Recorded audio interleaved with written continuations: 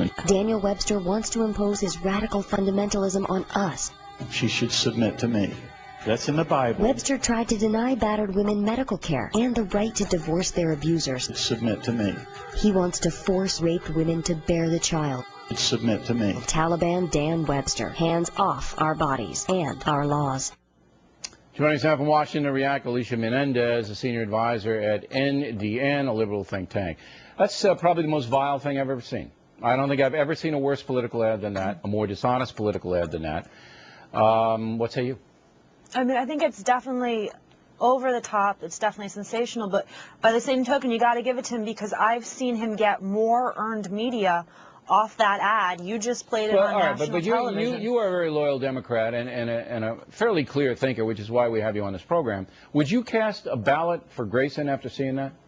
I'd rather cast a ballot for someone who has a tasteless ad than for someone who has tasteless positions. I could never vote for a person. So you would vote for Daniel Webster, who I would vote for force no a one woman. if I felt, well, I don't think Mr. Webster is forcing anybody to do anything. All right, Yes, he has an opinion. Yes, he has a pro-life position, and you can take it. No. There's a difference, Bill. You and I agree that there's a difference between a pro-life position and a position where a woman who is a victim of rape or incest can obtain an abortion. You can have a pro-life position, and people can disagree and not vote for you, okay? And perhaps that position would cause people not to vote for Mr. Webster. Fair enough. Fair enough. Okay. But it doesn't because speak he would force it a doesn't woman speak to Mr. Webster's character. He believes what he believes, and he says what he believes. This goes to Grayson's character. Okay? I do think, though, that wait, listen to me. Listen to me. Okay. This is important. This goes to this man's character. He is a flat-out dishonest, will do anything to get elected. I could never vote for a man like that, no matter what party he was in, under those circumstances. So I would either stay home or vote for his opponent. And you know, Alicia, I don't think you could vote for Grayson, no matter what. I think you'd either do what I did, stay home, or vote for the other guy. I could, though, when you're looking at how extreme Webster is and the fact that I just don't think staying at home is an option for most voters. So you would put an issue over honesty. You would rather have a dishonest person. I would put an issue over style. Not style. And now he has another ad out that's just the facts, and I think it's a much more tasteful, much more substantive ad than the last one. It doesn't matter. He did what he did. We had to expose it. And he doesn't deserve to be sitting on Capitol Hill, period. Now, but you think Daniel Webster does? Because I don't know Daniel Webster. I don't know the devil in Daniel Webster. I don't know him. I don't care. But he that's does what the choice, he does. Bill. The people in Orlando make their decision. But that was flat out dishonest by Grayson. Probably well, you know what, the worst thing I've ever seen. And I've seen it all.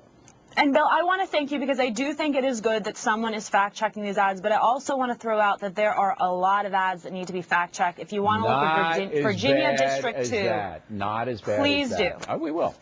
All right, now, do you think I was too tough on Secretary Napolitano on the, you know, I mean, look. She is tough as nails. Yeah, we like her, and she's doing a good job with the deportation situation. But Nikki Diaz is a huge story, and I had to ask her about it. She didn't seem to be prepared. 11 million people living in the United States without papers. I don't think Nikki Diaz is as big a story as she's being made out to be. In addition, but I think you and I would agree that the bigger story is that someone like Nikki Diaz right now should be facing immigration laws that make her learn English, make her pay those back taxes. I disagree. I think Nikki Diaz broke the law by using a bogus Social Security number, and I think she has to pay a price for that. And then she chose to inject herself into one of the highest profile political races in the country. And I think the federal government can't let it go. They have to do something. I understand if I had 5 minutes with the Secretary of the Department of Homeland Security, though, I wouldn't be that worried about Nikki Diaz. I mean, she has half a million people coming in and out of this country that we're calling criminal illegal aliens. I want the federal government to define what it's going to do to people who use bogus Social Security numbers for 9 years and inject themselves then into a big political campaign. What are you going to do? Allow it?